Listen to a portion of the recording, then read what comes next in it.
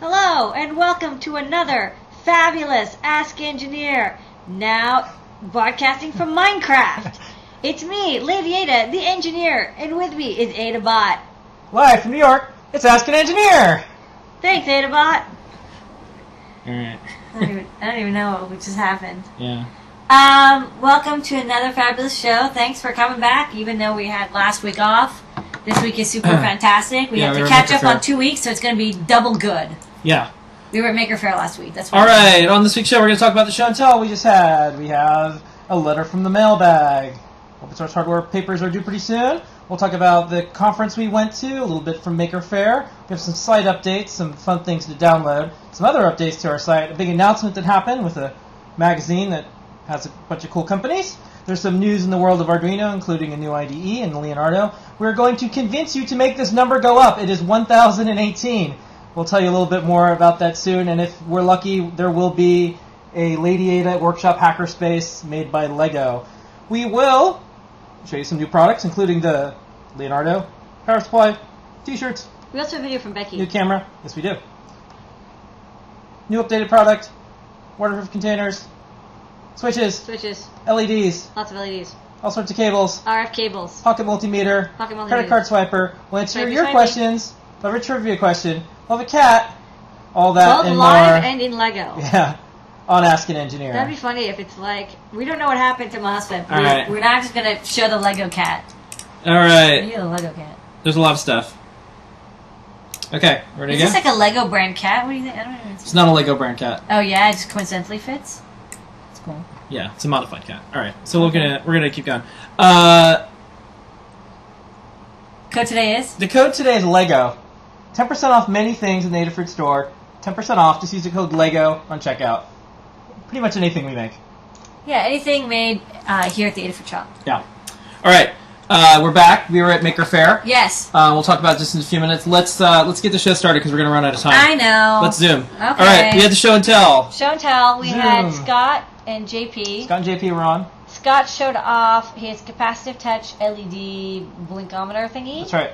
He also was playing a lot of Diablo 3. Yep. And he had also a Bluetooth for low energy breakout board that he was showing off, and I quizzed him about it because I'm interested. He uses the TI CC2400 or whatever chipset, 4200, I don't remember the name exactly. Yeah. That's exciting. And then JP had a couple projects, including a free running 7-segment driver, which is kind of cool, so you don't have to use your microcontroller.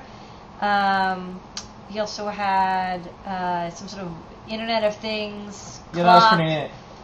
data logging, and then one more thing. Oh, a business card from a PCB fabricator. That was pretty cool. Yeah. All right. And then do you want to give the instructions for the people who want to be on the show and tell, what they have to do? Mm-hmm. It's really easy to get yourself onto the show and tell list. All you have to do is comment on my Lady's personal Google Plus page, and once in a while I say, here, comment here to get added to the circle. I'll add you to the circle, and then whenever we do the show and tell, you'll get a notification. If you don't do that, you won't get a notification because we can't have everybody show up. And we have like a couple hundred people on the show and tell. Yeah. So if you ever want to show off something, just add yourself now. It's easier that way. Yep. Okay, real quick notice. This is, we do the mailbag every week, and this one was from a soldier because we do free shipping to military bases. Not just this weekend, but every weekend. Yeah, and speaking of, so Monday is a federal holiday. Yes. So Postal doesn't go out and UPS doesn't go out. We're open. We're taking orders. We're working because that's what we're doing. Well, we're going to be light. Oh, yeah. Maybe we'll get on vacation. It'd be nice. I'd like to take it out. We're personally going to be we in have because to. we're always in. We have to run the show. But this mailbag was about, hey, thanks for doing free shipping to military bases. Yeah. And we also have a reminder that'll be up on the site tonight that we're open on Memorial Day. Yeah. Everything goes out on Tuesday. We've heard from a lot of service members how much they really appreciate having kits and projects to build. Yeah. Like, because they're out there and a lot of the time Minty Boost is really popular they don't because have anything they're doing. They're like waiting for something bad to happen. So meanwhile, they're building Minty Boost, loading Arduino, building robots. There's a sergeant who said he was teaching his entire team, class, whatever, because they were just hanging out on secret missions. And he's like, I may as well teach them electronics. So they all learned how to make Minty Boost because you're out without a way to charge like your iPod. That's right. You're on patrol for days at a time. Yeah, you're on patrol and you want to listen to music, so you make Minty Boost. Yeah, looking forward to world peace through electronics. Next up. If you are interested in presenting at the Open Source Hardware Summit, the call for paper 31st of May. That's right. And the event is in September at IBEAM in New York. So if you want to submit a paper, I think you actually have to show up in case your paper is presented. But that's not a big deal. They would email you, yeah, sure. Yeah. But anyways, it's going to be here, and we'll probably try to make it into the audience. I don't know if we'll be presenting anything, but we'll be there. Yeah, I'll probably be helping out reviewing some of the papers. So anyone who is a frequent contributor on the Adafruit forums or Ask an Engineer or the Show and Tells, you'll get extra bonus points. Ooh, bonus cookie points. Yeah. All right, let's talk about where we were last week. Last week we were at the... It was crazy last week. Yeah, well, here's an article from the event. The Maker Movement starts to attract venture capitalist interests. So we did two things. Dale Doherty, who founded Make, had asked us, hey, would you do a couple opening remarks at this thing? It was a Make Hardware Innovation Summit. We said, maybe we could do a panel, or sure, we'll say hi and do a couple quick opening remarks. Intro. And then we saw a press release. He said, okay, you're keynoting it. So thanks, Dale. Yeah, it's fine. He does that. It's cool. Tricky Dale. Yeah. Sneaky Dale. But it was a neat conference. Tim O'Reilly started it. It was at Xerox Park. Yeah. And which was beautiful. Yeah, it was amazing. Really beautiful. And it was about like the maker movement and open hardware and the fact that makers are now starting companies. So there is the next chapter in the maker movement. Like a lot of them are businesses. MakerBot, 10 million in funding. Littlebits, funded company. Adafruit, doing okay. SparkFun, big company. Parallax, big company. Like all these maker friendly companies. But there's also other companies like Fitbit and Spherio and WakeMate. All these. There's a lot of companies that are like hardware startups. Even like So for our talk, instead of talking about kind of what is going on right now, because everyone else is doing a good job, we decided to recognize all the people over the last few years who were part of the open source hardware movement. Yeah. And so a lot of them were there, so we made them stand up. Yeah. So Bunny, Shumby. That was really embarrassing. Yeah, we made everybody stand up. All the folks from Instructables in the past. Nathan from SparkFun. Like all these people who have been part of the open source hardware movement, we wanted to recognize because there's so many new faces and there's a lot of venture capitalists. Yeah, so we kind of talked about our story of how we got into open source hardware, how we met all these people.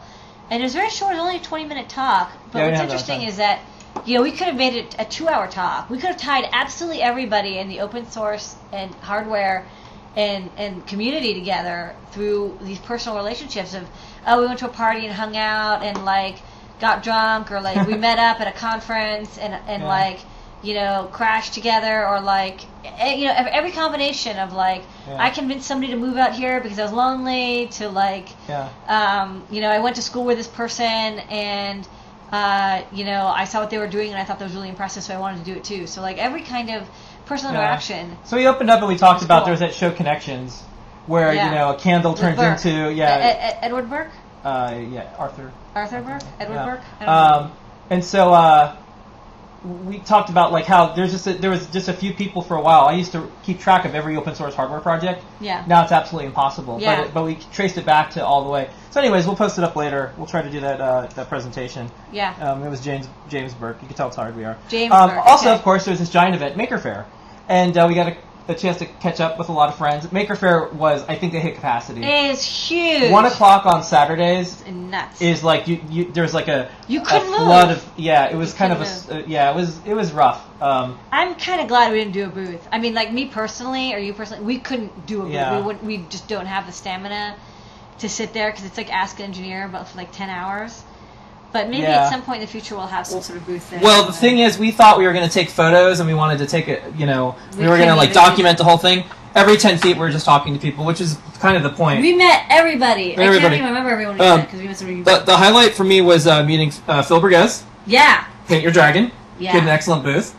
Tyler Cooper, who just joined Adafruit. And his lovely wife. Yep. And, of course, everyone at Maker Faire. Maker Faire. We got a chance to meet Harry, who is now working with Kip, and he's on his way to Stanford. That was really good. We got to hang out with Ken. And special thanks to Becky and Tyler and others behind the scenes, John, Engineer, everybody who's kind of running the blog. We gave them the keys. Go crash it. They did a good job with the blog. Yeah, they did a good job. And no scratches. Yeah, no scratches. The gas tank. And we also got a chance to see. There was 2 projects. There's a couple photos. This is John Park. He made a giant Arduino, and he had a funny mustache. But he had a giant Arduino. And then we also saw Jerry. She had this. It's a SID chip. It's a Commodore 64 SID chip keytar. So she made a keytar and she tied it through the SID chip on the Commie 64, which is this sort of famed audio processing chip that she actually talked about when she was on the show and tell. She talked about how she reverse engineered it and how difficult it was. She loves the Commodore 64, obviously. And she was rolling around on these roller skates and playing this Commodore 64 Keystar. So she was kind of like the rolling entertainment booth. Yeah. She didn't have her booth, but she was just kind of running around or rolling around. Yeah, so I think that's a smart way to do it. If you're kind of a prolific maker, you are the booth. Right. And your job is to run around to go see everybody else. Right. So, anyways, it was neat. Maybe next year we'll have like LED video jacket and we'll just run around. That's probably what we're going to have. Yeah. And then we'll broadcast Ask an Engineer, and we'll also display it on our video jackets. Right, that's a good idea. All right. Okay. Next up. I mean, there's so many so much thing. I mean, we can't even like go through it. It would take hours. But check Flickr, and check Twitter, and check like WordPress. People posted up great photos of everything and everybody. We can't even listen to where people we met, but it was awesome. We're still recovering. I'm still recovering from when I was one of the people who had to help run Maker Faire. I'm still not over that. It actually takes years. Yeah. Yeah. Anyways. It was really exhausting. All right, so we've got some news on the site. We updated our YouTube page. Go check it out. YouTube.com/Adafruit. It looks awesome. Check it out. It's really nice. Becky and Bruce. Becky and Bruce, our designer, worked on this. And then also check out Twitter.com/Adafruit. We also updated our Twitter page. And if you go on our blog, you can see that we have this wallpaper. It tiles really nicely. It's Creative Commons. It's using all our little characters from our site, Part Finder, and our upcoming game for Circuit Playground, which is going to take a long time. Yeah. How's the coloring book going? Coloring book is we're up to We're up to O. Okay. Halfway through. All right. Yeah, I know. It takes a long time to do creative stuff. We also have updated distributor page. More updated hackers, or is it? Yeah. Yeah, we have so many that once in a while we just go through and we just like to add everyone. Yeah. But we have an awesome map. Check out all our distributors, support them. Yeah. We have an even better distributor and hacker reseller system. So if you want to be a distributor, or you're a hackerspace and you're established and you want to get our awesome hackerspace discounts, email us through the contact form on Adafruit. Yep. And it's totally cool. People love it. Yeah, it's working out. And then the big news, I didn't have a photo from this, but this week you were speaking at the New York City Economic Development Council. They invited you. I posted a photo, but it's not in the show tonight. Okay. But you were speaking about the new types of manufacturing. Someone quirky was there. Dustin, who was on the show, was there. Dustin was there. And basically, Katarina Moto, who runs the open source hardware conference, was there. And basically, no. Oh no, sorry. We saw her at Maker Faire. It's all one big blur. Oh boy, I'm sorry. Anyways, the city is asking us to go to events and talk to different people about how to make more Adafruits in New York City. So we're trying to do more events. We're trying to talk to more people. It was a really nice event. While we were there, we got an email, and I didn't want to tell you when you're on stage, but Entrepreneur Magazine named Adafruit one of the 100 brilliant companies of 2012. That'd be really embarrassing if while I'm like speaking on stage at this panel, you're like, "Hey, by the way, your mom called." Yeah, so stranger things happen. But they looked at thousands of companies, and we have to thank the people out there because we don't nominate ourselves. Someone probably mentioned us. Oh, that's cool. Probably. And there's some other good companies on there too. Yeah, Sin Labs, who we hung out with a lot at Maker Faire. That's right. Very cool, kind of open source, using all the physical computing things to make a company. So they did like the OK Go video and that video where they're playing a piano in the desert. Newman. So anyways, and they got a photo spread. And then there were other companies. I don't even remember there's 100. But if you go through and like it's interesting because like we're not in the tech industry. We're not. We're in invention. We're in invention. Yeah. So if you actually look through all the categories, there's actually a bunch of cool companies. So check out the list, and I'm glad that we're brilliant. And this is a good thing because What they've been is our LEDs are very bright. They're brilliant LEDs. Yeah. Well, this is a good thing because in the past you've personally been recognized, but this is the first time where they're recognizing the company is doing a lot of interesting things. So it's more of like a collaborative one. So we have a little banner on our site, and we're gonna going to keep it on for a week. Okay. It's exciting. Yeah, sure. So entrepreneur, congratulations, you deserve it. You've been doing a good job. Am I an entrepreneur? Yeah, you're an entrepreneur. All right, next up, there is big news in the world of Arduino. I don't know if you heard. Have you heard? 101 is out. Yes. Lots of languages, bug fixes. Dan, who blogs on our site, has a review of all the new features and all the new things. So we'll talk about the Leonardo that came out. You want to show off here? We sold out instantly. We had a handful. We only got 25. There was a limit because what they're trying to do, and this is on purpose, they want to get a limited number of only a couple of hundred out into the wild to get feedback on 101. They don't want to, because they're worried that they would have like 100,000 of these sold, and if there was a bug or problem that made them, because it's very delicate to get this stuff working. Tons of languages, not Klingon yet for 101. There was a request. So they're looking for Klingon. Anyway, so we'll talk about Leonardo. But yeah, so it now adds Leonardo support. Next up, and this is where we're going to need your help, everybody in the chat. There are hundreds of you in the chat. Yeah. So here's what we're trying to do. Right now, as we started the show, we have 1,018 supporters for a Lego set. And this Lego set, and I'll post the link in the chat, and I'll explain this, is something that we're trying to do. So, so we'll see at the end of the show if it's more than 1,018. And we're not going to end the show, and look, we're not going to give away the prize unless we hit 2,000. We'll turn around this car right now. These kids aren't good. So one of the things that came up was all these Lego sets came out recently, and it was like Legos for girls, and it was like a beauty salon thing, and it was everything was pink. Yeah. And initially I was going to write an article. You got pink hair? Yeah, you have pink hair. Initially I was going to write an article and say, hey, it'd be really cool if there was a Maker Faire one, or a Jerry Ellsworth one where a transistor fab, or a Carol Riley, who was recently on the cover of Make, her robot surgery workshop. A bicycle. So I don't know. So or Bethany Shore textile goth silk screening setup. So and they did all these studies because a lot of people were upset about this Lego thing. And instead of complaining about it, I always try to think of solutions. But there was these studies like young kids, if they can't imagine themselves in one of these play sets, or they can't see themselves, they might not consider it fun or a career.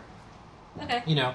And so this is one of the problems. When you give a little kid Legos and building blocks and all that, well, what can you be an engineer? Here's a doll. What are you going to be when you grow up? Maybe I'll be a doll. So it's one of those things where unless you can show someone that there's a real person in the world that is doing what you may be interested in, it's a little difficult.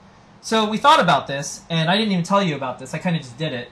I found the best Lego artist, and his name is Bruce. And a lot of things you were telling me about lately. Yeah, I just do this stuff. Yeah, I just do this stuff. And so I talked to him, and I took photos of all of Adafruit, all the individual things. Yeah. And here's some of the photos. And the idea was, let's make a Lady Ada. I didn't see this until it was done, and I was like, that is the cutest thing ever. And the idea was, if Lego saw this, maybe they'll do it. And at the same time, I found the site that if you get 10,000 votes, Lego basically has to make it. So we have about 1,000 votes right now. This kind of made the rounds on the internet last week. Yeah. But if we get 10,000 votes, Lego might have to do this. And you own the Adafruit trademark, so that's totally okay. All the things here, it's all Adafruit stuff. All the things that we put in there. So this is actually not like the other ones where people come up with like a Star Wars set, and then you have to get permission to do the specific things. They could actually do this. So my goal is to have this Adafruit one. Maybe it's just like a hackerspace. Maybe it's not going to be called Adafruit down the road. Maybe it's something similar, but not Lady Ada's hackerspace. But it would be a female engineer doing what she does best and showing not only young girls but young boys that there's an entire spectrum of people out there that can do engineering. I wish we had like a Lego Bridgeport, but it was made out of like metal Legos. So it really we'll have to do this over when I get on your space. So, anyways, here's the here it's called Kuso, and here's some photos, and I'll show a quick video. So here's you and MOSFET. MOSFET. The cat. Here is. That's what he looks like all the time too. He's always looking up at me. Yeah. Here's you. You can see a Hacko. This is the logo on the wall. Here's the full playset here. Here's your sewing machine, because you actually do use a sewing machine. Fire extinguisher, Hacko. It's an industrial... Packages. This looks like the behind us right here. Yeah. The shop. your computer, a microscope. We're going to show that later. An awesome Lego Hacko, which looks identical to Hacko. I'm actually kind of impressed at how you can get it to look exactly the same. But I guess Hacko kind of looks like Lego. Yeah, and then we have an Epilogue 3D printer. And then when I talked to this artist Bruce, I said, hey, let's document how we do this. So we also show how we made all these things. Yeah, I like the Lego instruction set. And then for fun, he made this one. You can see it has like a little Lego beard. Yeah. So anyways, here's a quick video that Becky made.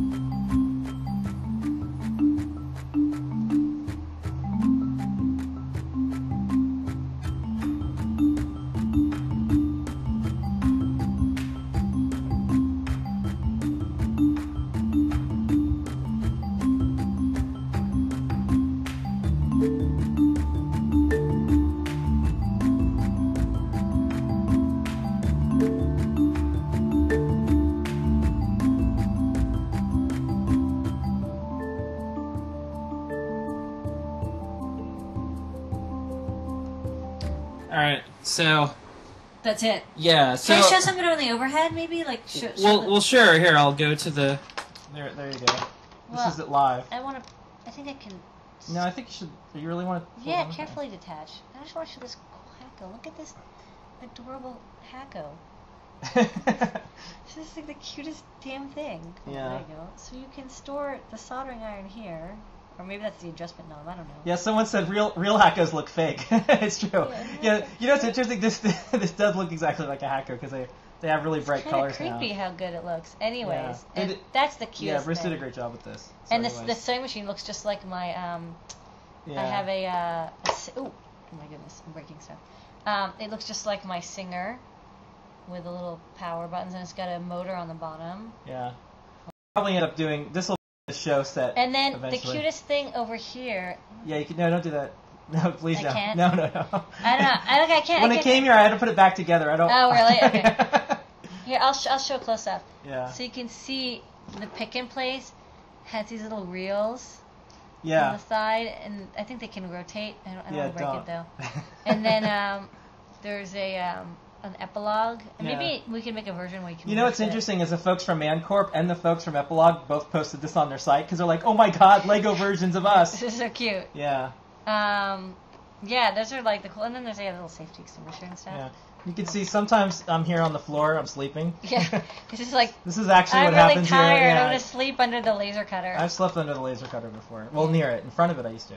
Okay, but now you're awake, and now you're blogging. Yeah. Look at me, I'm blogging. Blog, blog, blog, blog. Anyways, there's plenty of other things to vote for on the Lego site, like tanks and guns and like lots of other things, but there's no engineering workshops or hacker spaces. So hopefully this will work out. It's an experiment. We have to see, maybe the world isn't ready for a girl engineer with her own company. I don't know, everybody. So we'll see. You should vote. Help us out, because I voted, and that's the I'll only say way this. I can vote. It is a little difficult. So you can sign up with the Facebook Connect thing, but you still have to sign up and make an account. It's easier to back things on Kickstarter. We probably would have it. We probably would have. If this was a Kickstarter for sale, we would have definitely gotten. If this is a Kickstarter, been easier. So all they do is ask how old you are and would you be willing to buy this and what you pay for it. I think you could probably do this set for like $50 or so. And maybe different accessories. The wall is expensive. But they have the sheets too that are different for walls. I think without the wall and the flooring, because the flooring is really complicated, it's made out of individual pieces. Then $50. Yeah. So I think I think they'd be able to do it. But anyways, this is one of the few things that Lego could actually pull off because they don't have to get permissions. When we uploaded the photos, we granted them permission worldwide to sell this exactly the way it is if they wanted. So Lego could technically sell an Adafruit thing right now. That's fine. It's worth it. Once in a while, there's things worth it. We do open source hardware. They can this make is one a of the few version times. that's similar. Like, there could be like a hackerspace one that's like a workshop, but it's not us and you. Yeah. Which is fine. And then we'll make a little Becky Stern later. We'll make a K-Town. We'll make a Paint Your Dragon. The dragon will be great because he'll be a dragon. Yeah. All right. Okay. Anyways, let's keep moving. Last up, I have one more video. before we go into new products. This is a video that Becky did while we were gone. She posted up. This is the LED sequin stuff. Okay. It's a 2-minute video. Hi. You should watch it. I'm gonna drink some water. Yeah, it's water time. It's pretty easy to add LEDs to your sewing projects, like I've shown you a couple times before.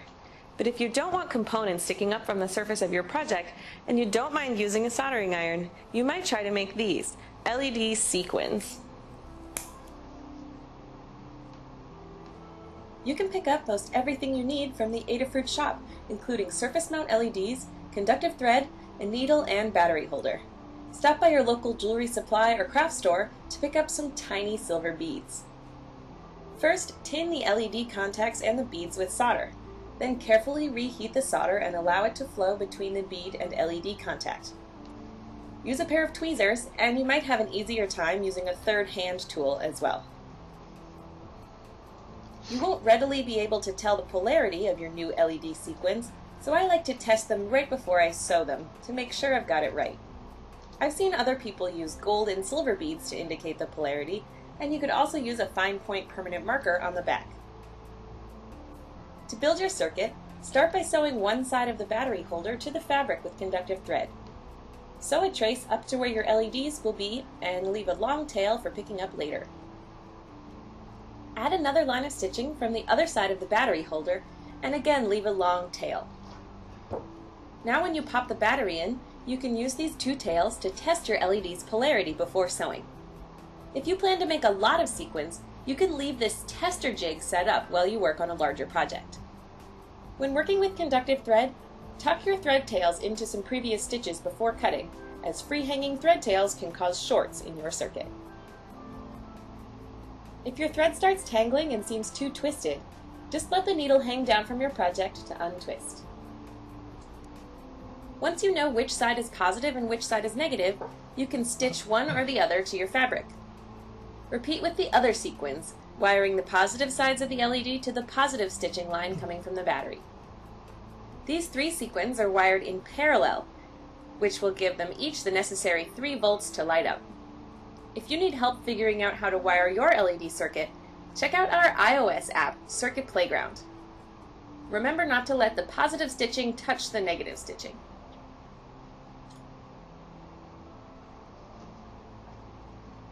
And that's it. You can add this technique to your bag of tricks, and I'd love to see your LED sewing projects in a video response or on our weekly electronics show and tell on Google+. And don't forget to subscribe to our channel here on YouTube. Okay.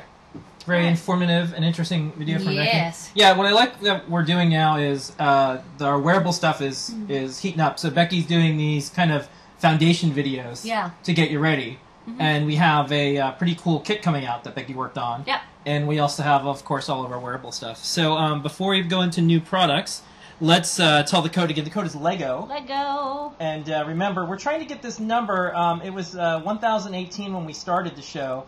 It'd be great if it was 10,000 by the end of the show, but I'll settle for a couple hundred extra. Like 100 more, I think would be good. If anyone has any good ideas on how to help us to get to 10,000, I'm starting to do a little bit of research. I've been studying Kickstarters and also this Lego thing. So basically, the Legos, the Lego projects that got approved, a lot of them are in Japan because they have a really big Lego building community. Yeah. Basically, if you get 1 million page views, like you can get 10,000 votes, and the Minecraft one was about the same. So we're actually about 10,000 page views, 1,000 votes. That's not a bad ratio. Okay. But if anyone has lots of friends that are into this, if they have people that they go to school with that are trying to change things for the better, for makers, for young girls, for educators, for engineers, help us out. Think of ideas. I mean, this is kind of like a mission. This is a mission. So. I wish it was a little easier to. I wish it wasn't so if they would, email. You have to fill out. And then back and forth. You get a validation link validate, and then they ask. Yeah, it's a pain in the ass. Yeah. It's a pain in the ass. Anyways, okay, it's new product time. That's why we need people to help us so much. If it was easy, it wouldn't be worth doing. Yeah, new products. Okay. All right, it's new product time. New. All right, you want to talk about this? This is the new Leonardo. Yeah, I'll talk about it first because we don't have any in stock. Yeah, can't buy this. You can't buy this. We had 25 and we sold out in 4 minutes. Yeah. So sorry about that. All right, so here is. But this is a Leonardo, and I'll talk about it in general. And like I said, the reason it's there aren't that many, and we weren't given more than 25 is because purposefully the Arduino team wanted to take it easy with the new version because it's so different. So basically it uses the 32U4 AVR chip, and so that means that there is no USB chip. There's no chip here that would normally be here that does the USB serial conversion. It does the USB serial on chip, which is cool because it can also act like an HID keyboard or mouse, MIDI, even like a hard disk. It can show up like a disk drive, which is really cool. So it's actually less expensive. It's $25. That's the starting price, and we're hoping that it'll actually maybe even get a little less expensive. And this box says with headers. So that kind of implies that there will be eventually a version that doesn't have headers that might be even less expensive, since the through-hole parts are actually some of the most time-consuming parts of doing assembly. Is a person has to sit down and put these parts in, and then they put it through another machine. So they might be able to do a much cheaper version by not including like the DC power jack in these headers, and that way people can solder directly to them too, which is neat. So that might be coming out, although I don't know anything about when or whether or what. Otherwise, it looks a lot like a Uno. We've got the surface mount chip. It only comes in the surface mount. There's the 6-pin reprogramming header. There's a standard Uno style shape in the headers, and there's the reset button. It uses a USB micro connector. Not exactly sure why they went with the micro. I kind of would have preferred they went with the mini because I like the mini a little bit more, but they went with the micro B. I think they're trying to standardize on that. I think this is my theory because I've heard this come up. So in lots of other parts of the world, the micro is kind of what a lot of phones have. I think it's because of everyone has a phone cable. And so here's one thing we'll say. It may be in the future that if people are using the micro a lot and they start popping off, we may start suggesting, if you're going to be doing lots of plugging and unplugging, maybe you glue it down or something like that. But they seem to do a really solid job. They can do that. That is another step. The BeagleBone has epoxy that's put on it. But this is actually a through-hole version of the solid. connector. So even though it doesn't look like it, it actually does solder through to the other side. And I don't know if it's, I think it's still a surface mount part. What? It's a surface mount part, but I think it snaps in nicely, so you can use a pick and place. And then there's indicator LEDs here, which is nice. They're on the edge. Yeah. And it's a cool board, and it's lower cost. We'll have ones without the headers eventually, and we're kind of moving towards a $20-ish Arduino. Yeah, this is $25, and that's what it starts at. And I remember the Arduino when it started was $40. Yeah. So I think it's cool that it's coming down in price, it's becoming more affordable for people. It's starting to become more of a, not disposable, but something that you can use per project, and you don't have to say now I'm going to breadboard my own Arduino. Well, one without headers and you're embedding it in a project, basically $20 is probably what it's going to ultimately be, or close to. Yeah. It's not a big deal to throw in a project and you never see it again. Yeah. Where if you have an expensive dev board, you want to dig it out later and use it for other stuff. So this is really cool. I mean, that's kind of all I can say about it. And I've played with it a little bit. I got a preview one, and I was helping them out a little bit. We helped them out with the bootloader. The bootloader seems a lot more solid now. Yeah. So that's really good. It's actually very similar to the bootloader we've been using for a year and a half. Yeah, now, we had some please don't release the bootloader as it is conversations, and they looked at the bootloader that they were going to release, and they decided to take another pass at it, and it looks pretty good. Yeah, so it's a lot better. Yeah, we have to do some testing because we have our 32U4 board, we have the floor coming out. We have lots of stuff, so we have to make sure all of our stuff works with everything. But so far, so good. Okay. Anyways, Arduino team, they did a good job, and the board, as always, is beautiful. We will be getting a shipment of 1,000 or more. Yeah, sign up soon. So please sign up. And they said we're going to be, we ordered really fast, and we told them immediately we want to book them. We booked ahead of time, and they said you'll be one of the first people to get them by far. So, it's a cool absolutely board. Sign up, and Okay. Put this back in the box. Let's keep moving on. All right, we got this power supply. Want to talk about this? Yeah, I'll talk about this power supply. Okay. So we've had 9-volt and 5-volt power supplies, and now we have 12-volt power supply. It's basically the same shape and size as the 9-volt power supply, but it's 12 volts. And the reason is we're starting to get more parts in that are 12-volt components, like motors and solenoids, steppers, things that want 12 volts. You can run them on 9, but they usually don't work as well. The coin acceptors also are 12 volts. So we decided, in the LED strip. So since we had so much stuff that's 12 volt, we decided we have a 12 volt 5 amp power supply for LED strips, but we wanted to have one that's less expensive. So now we have 12 volt 1 amp. So this is an UL certified power adapter works, 120 to 240 volts. You just need a plug adapter depending on what country you're in, and standard 2.1 millimeter DC power jack. These are really great power supplies. We switched over from our previous supplier like a year and a half ago, and we've had no problems whatsoever with these really high quality power adapters. Are really good. I really like them. And they're definitely good up to the load, and even a little bit more. You could probably draw about amp and a half or amp and a quarter out of these.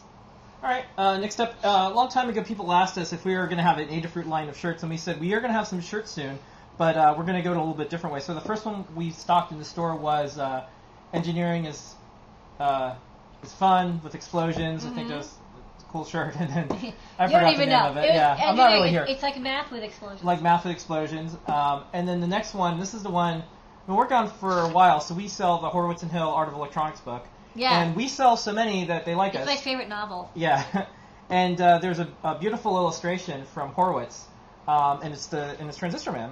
You can. It's tough to see on tough this to see here, but you can see it on this lovely image. Yeah, I have a prototype shirt that has silver ink. There are shirts that we're shipping. We have like 8 prototypes. We tried like all these different shirts and different sizings and such. So we're using American Apparel shirts made in the USA. The shirts are made in New Jersey at a solar powered facility.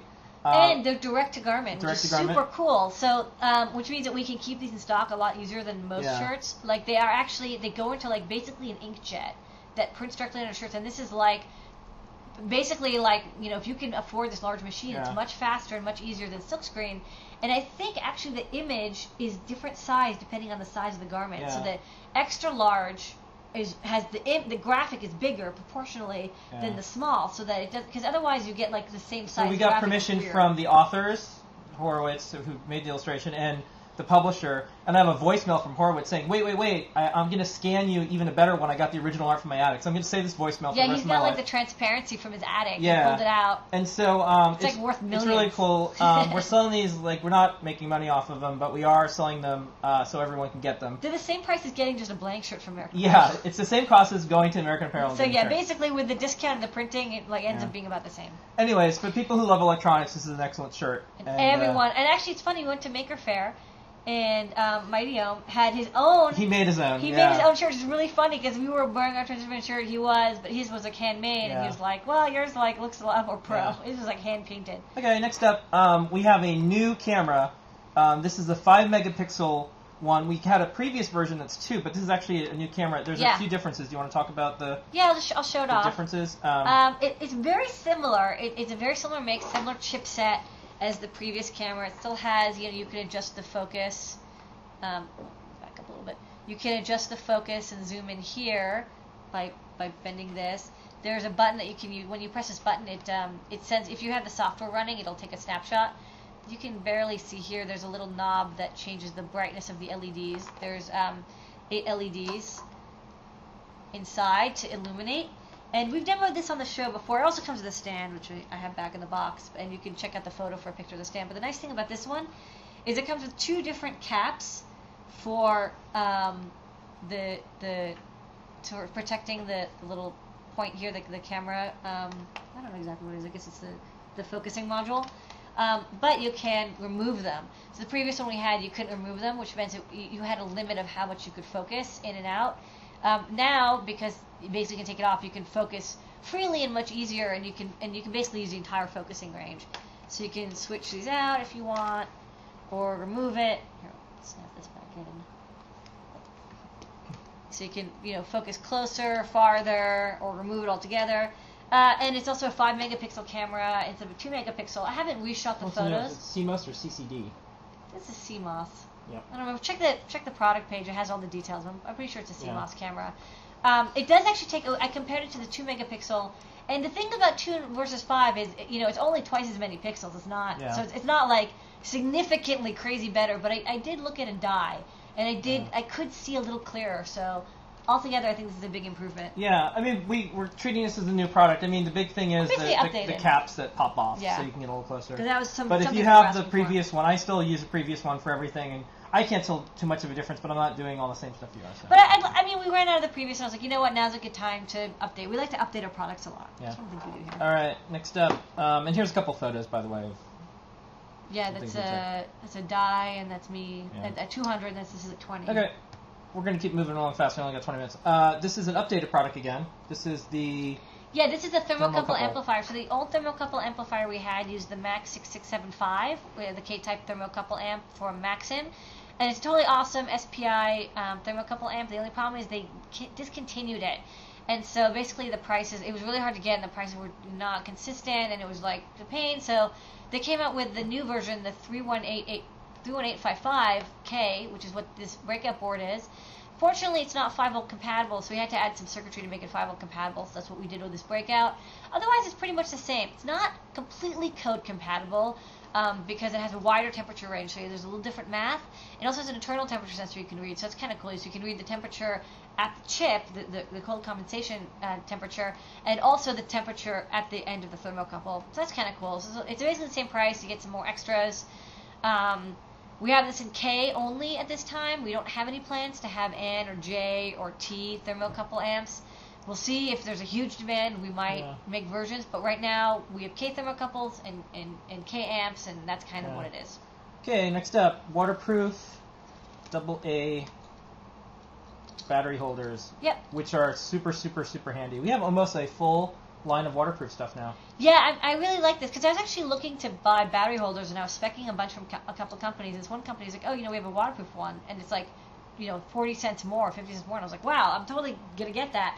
These are really cool. There's a gasket, and there's a button that's waterproof. Uses a waterproof switch, and then there's a rubber bumper over it to protect it. I've seen other ones out there, and you actually have to take it all apart to turn it off. I like that there's a switch on this. This one has a switch, which is really nice, and it opens up. There's 4 screws that connect on these ears, so it's kind of nice. You can take it apart easily if you want, and you don't have to worry about. Some of them had.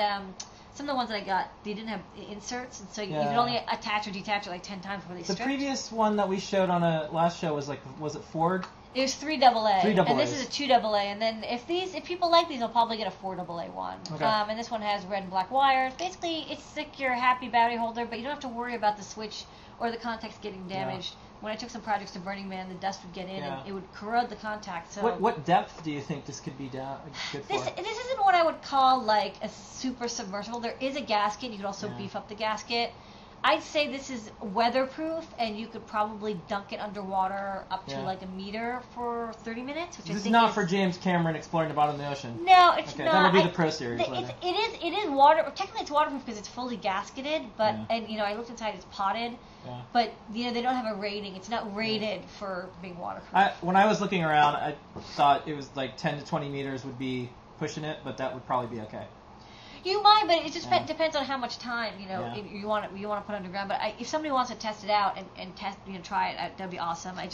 It's not a company that makes it's waterproof because it's actually meant to go into like damp locations and stuff, but it's not but it is the water can't get in. But I don't know how good quality the gasket is, and you have to make sure it's clean and all that. All right. If anyone wants a test, we'll make it worth your effort. All right.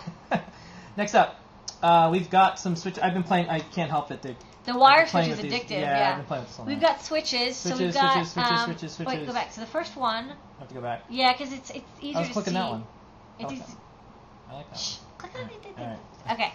The first one is your basic micro switch. This is what's usually used in arcade switches and buttons and stuff, and all the arcade stuff we have uses these switches as well. This is a Zippy brand, which is not like the ultimate best, but it's actually pretty good. It's actually rated for like 10 million switches. It's pretty high quality. It's got a nice feel. It's got normally open, normally closed buttons, and it quick connects. So these are pretty good quality ones. I like them. I thought that if people were going to use these for arcade stuff, I wanted to get slightly better than like the cheap switches. So the Zippies are pretty good. Oops. What's up? Well, I was just playing with the camera. Oh, okay. We also have a couple other switches. We have a lever switch. All right, want me to go next one? Yes, the lever switch. And the lever switch has a little lever. I'll show these all off at once. And it's basically just like the micro switch, except there's a little lever, and when you press it, it pushes on the micro switch. So this is good if you want to use it for some sort of sensor or notification, or you want it when something moves. And this switch is not rated for like 10 million switches. It's probably good for up to 1 million. It's kind of meant for generic robotics and sensing stuff. It's not meant for like high use. We also have a version that has a roller ball in the end. I'll show this off, and so that's good if you want to make sure you don't end up jamming up against the edge of the lever. Also, you can bend it, and so it can be actuated from different angles. This is my favorite one. And my favorite one, so this is actually what I was originally going to get, and then I found that I could also get all these other micro switches. So this is a wire switch, and it's a low torque switch with a really long, thin wire. It's a 3-inch wire on it, and so this is really cool because I think this is good for when you want to use like a bump sensor. Yeah. So this is the switch. So it has this wire, and it's very sensitive. So the wire itself doesn't bend. I don't know if you can hear the clicking, but it moves a little bit, and it's quite sensitive. It's a low torque switch, and what's nice is that you can bend the wire. There you go. It's clicky. You can bend the wire around to like loop around something, so when that thing moves, you'd get a notification. Also, if you're building a robot and you want to know when it's bumped into a wall, this would be a good sensor for that because it's pretty low cost, and there's mounting holes, and then when it bumps it, you just curl the end so it doesn't stick onto something. And then this is the lever switch. It's kind of a standard switch, and then this is the roller switch. So it's just like the lever switch, but there's a little roller ball on the end. And I can't wait to see what everyone does with these. It's going to be neat. Yeah, so this is what you want to use for arcade stuff, and this is what you want to use for like robotics and sensing stuff. Yeah, robot whisper stuff. Yeah. Okay, let's keep moving because we don't have that much time. We're running out of time tonight. Oh, no. I know. All right, next up, LEDs. Why don't you just show them? Oh, yeah, hold on. You don't have to spend a lot of time on them. No, they're LEDs. They're blinky. They're big gumdroppy LEDs. They're so bright. So we've got a couple different types. Well, they're super bright. So we've got the, I'll show them from the side, the white one, the red one, the green one, and the blue one. And these are big 10mm diffuse. They look totally awesome, and they're extra bright. And then this is a color changing sketch just showing off the RGB one. So these are like a couple thousand. This one is like, they're all like 1,000 millicandela, and I think this is also like 1,000 or 2,000. This one's not as bright because I have a resistor in the middle, but the white one especially is super bright. These look awesome. Yeah. These would be really great, and they come in packs. So yeah, because it's like individually, it doesn't make sense. They're not that expensive, so we just put them in packs of 10 or 25. Okay. Next up, good for throwies let's go through this next couple in a minute or so. Yeah, sure. So these are just these wires things. I don't even know what these are.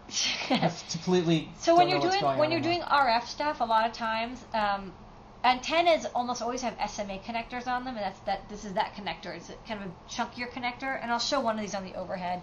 And then what's usually on the device itself, such as like a Wi-Fi router or like an XB or a Bluetooth or whatever or cellular. Did I use one of these for when I was trying to extend my Wi-Fi before you got me one? Yeah. And like GPS stuff? It was something. It was your laptop had No, I had a Mac Pro with a big tower, and I had to put an antenna on it because the Wi-Fi was too far away. It might have been, yeah. Well, we had to adapt this, but basically, I mean, it's so small. You should look at the photos, but basically, there's a UFL connector, which is a very common low-cost connector that is attached directly to the circuit board. It's surface mountable, and then on the other end is a panel mount. There's a little screw here, SMA connector, and we have them both types.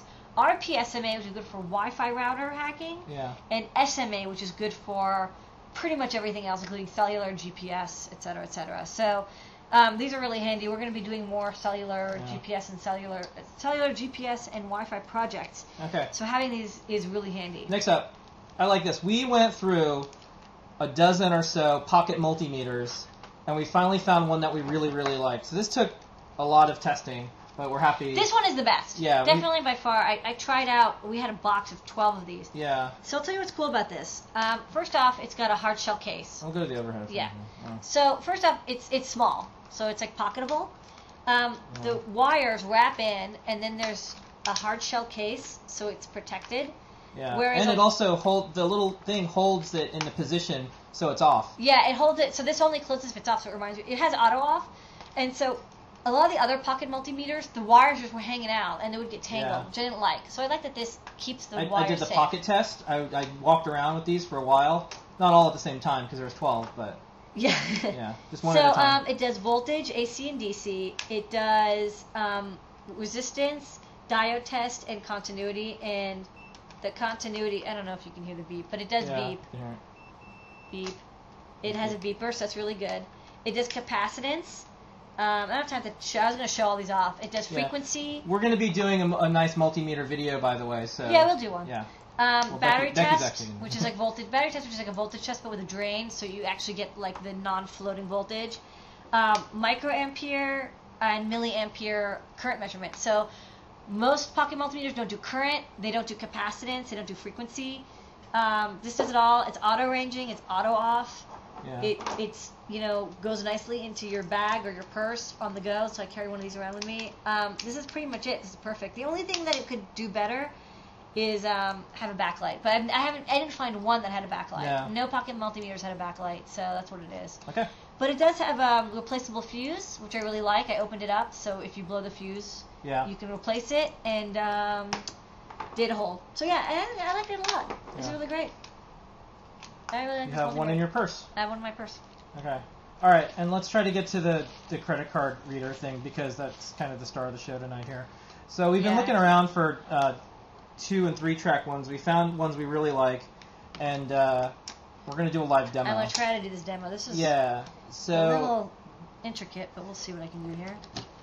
Most people don't need all 3 tracks, but we do have. But we do have. So, but we stock both. Here's the deal of why there's the 2-track and the 3-track. Most.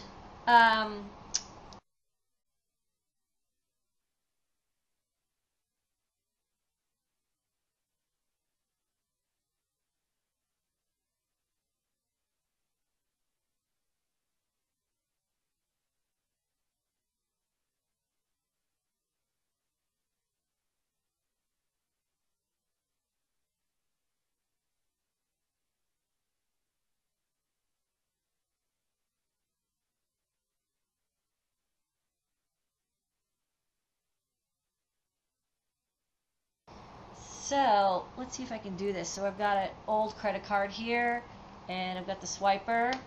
So I'll swipe this card, and it reads my name. Uh-oh, it's hard to read. Can you read it at all? The screen? Yeah. You can read it. Yeah, it has my name on it. I should turn the backlight off. But it has my name on it, so it reads it off of the first track of the card.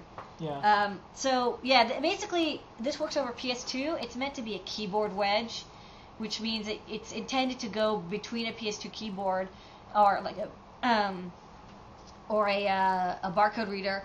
But what's nice about PS2 is really easy to read with a microcontroller. It only uses 2 digital pins and runs at 5 volts, so you can power it from your microcontroller and also read data. And we used the PS2 keyboards library that's out there, and it works pretty well, as you can see. Yep.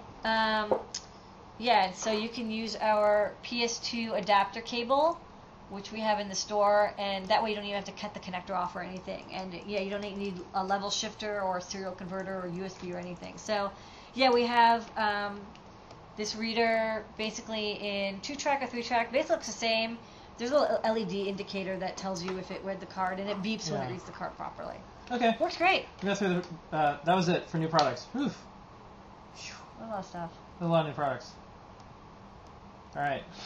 Okay, just a reminder, the code is Lego on all the Adafruit stuff, not everything. And now we're going to do questions and answers as fast as we can for the next few minutes. Mm-hmm. And then we'll bring out Lego Cat. Kind of been cold. All right? Yeah. Yeah, everyone gets sick after Maker Faire. All right. We were on the flight. Ask your general engineering questions. We'll get to them as fast as we can. Any recommendations for large size, greater than 5-inch sunlight night readable graphic display? The one that married Joe Jepson. Yeah, the Pixel Key, but it's hard to read. I mean, you have to interface with it. It's not easy. E-ink displays. They used to make large e-ink displays for like train stations and stuff. I don't know if they do anymore. Yeah. All right. Next up, I'm working on a 3 dual color LED matrix, each one connected to 2 74-8C595 and 1 TPIC 6B595, so a total of 6 chips. My question is, am I using too many chips? Well, I can't really say what it is, but if you really want to use this and you can wait like 1 week, we're going to have something really cool in the store that's really easy to use and might do all of this in I2C, and it's like much cheaper and smaller than using 6 chips. Will your LiPo discharge down to 3 volts, or do they cut off before that level? All the LiPos in our store have auto discharge protection. Okay. What type of screws go through the holes in the switches you just showed? Probably number 2s. Okay. Is there a way to remove the copper pore view after rat's nest in Eagle with reopening the board view? You can click on it with the X tool, and I think that just clears it up. Without reopening the board view. No, I mean you have to open it. I don't understand. You have to open up the board view to see it. Yeah. User rip up command. Yeah, the rip up command does it. That's the X tool, but you have to look at the board. And then someone says X tool clears. Everyone's saying rip up. This rip up thing must be. I don't remember off the top of my head. That must be it. I know what I'm doing it, but usually I put in the copper port in last. Okay, I have a question on a circuit trying to build. I'm trying to interface an RF remote for a ceiling fan. How do I interface my Arduino to simulate the button presses on the Holtec? I haven't really used Holtec chips in a really long time, but there are Holtec encoder chips you can get, and they just use digital input. I think it was like SPI input. Holtec has reasonable data sheets. Yeah. What's MOSFET's favorite food? He has special food. He has to eat special food. He's getting older. He's a special food kind of cat. Yeah, it's this. We have to get a cat prescription for it too. Yes, cat prescription. Yeah. Special cat. All right. More engineering questions. You have a couple more minutes. Yeah, I'm gonna clean up all the stuff I took out. So remember, code is Lego. Oh, you have to go and enter. You can't ask a question until you've signed up for the Lego page. Yeah. So that's the rules. And please, go and sign up. I know they make it a little hard, but please do it. I did it. The shirts we don't have on discount because it's as low as it goes. That's the question for the discount goes. Yeah. So American Apparel shirts cost $20, without any printing on them. So we're not making a lot of money on these. I'm gonna start turning Ask an Engineer to those PBS please, but instead of you have to call in and pledge. Please and get a tote bag and a coffee mug. I think I'm gonna say just imagine if we pull this off. Lego will have to make little miniature hacker spaces. In every toy store, possibly in the U.S., everyone might grow up thinking that, I can build a little hacker space out of Legos. We can actually turn this into this thing that everyone wants to do when they get older. They can imagine themselves in a hacker space. They can imagine themselves with a 3D printer. They can imagine themselves with a pick-and-place machine. This is it. We can do this. Yeah, you have a vision, and the vision's kind of scary. The tanks and the gun ones are okay, but, I don't know. It'd be cool if there was just, other stuff too, hey, here's a little Lego version of me, and I'm hanging out with people, and we're working on a project together. Oh, by the way, there's a book using Arduino with Lego that. Yeah, Wayne and Lane and John, we're all working on it together. That's cool. Yeah, so that's coming out soon too, by the way. Anyways. Maybe they'll use our Lego set. Is there a 4-segment LED bar? I don't know. I haven't seen one. Yeah. Oh, for the let's see. Is there a transistor network and an LED network? I don't know what you mean by LED network. Who makes our shirts? Needle Nerds is the name of the company. If you look at any of our badges, the contact information is on there, and I think we also have it in the shirts. For the Transistor Man stuff, though, you have to get permission, and they're probably not going to do it. This was a weird one-off thing. Yeah. You could probably just make your own if you wanted to, just for your personal use. One-off, but if you want selling to sell those. them... Yeah, but if you're a hackerspace and you want a really cool company to make your shirts that'll do, I think, a great job at a reasonable price, Needle Nerds is the name of the company. You can also just email us, and Darren is the one who runs it. Yeah, okay, cool. Next up, what do you guys think of the Hacko DC off-brand controllers showing up on eBay? I don't know, eBay soldering iron sounds like a great way to burn a house down. I mean, those here's the thing, Hacko's, it's not like they're charging a lot because it's you're paying for the brand. The Hackos are really good quality because they're really good quality. You can leave a Hacko on for a week and come back and it's still working. I don't know, you kind of get what you pay for with certain things, and I think with a soldering iron. I mean, we sell less expensive soldering irons, and we always will. But if you're gonna buy a Hacko, just buy a Hacko.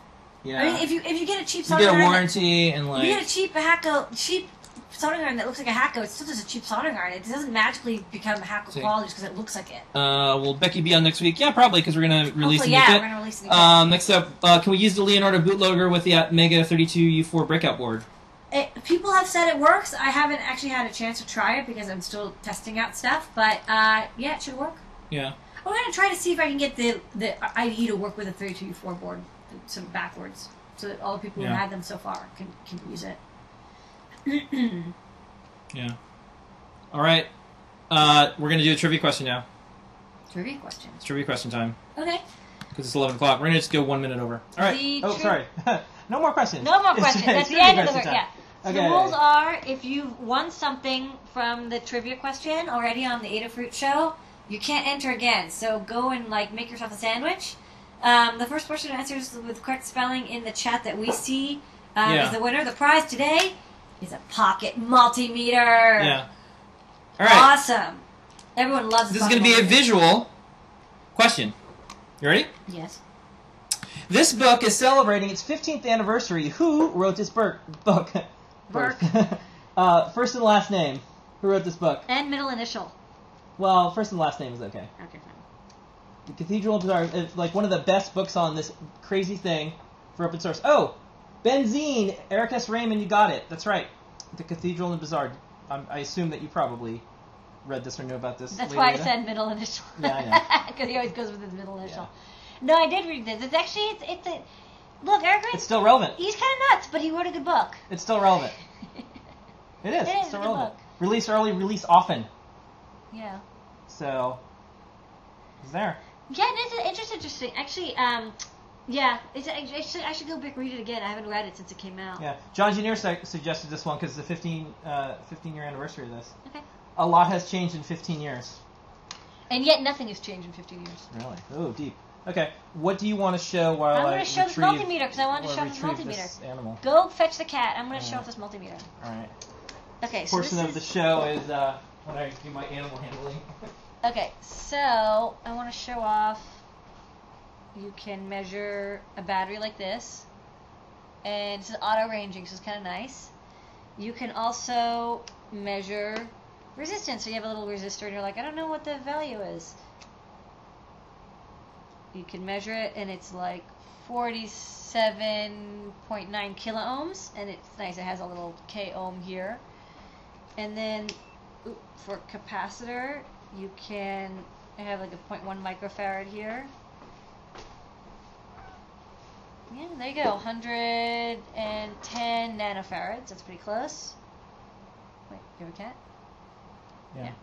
All right, up this way. Okay. Should I measure the capacitance of the cat? No. Okay. You have to say hello to the cat. Everybody say hello to him. Here he is, the real star of the show. We were at Maker Faire. People said, "Where's MOSFET?"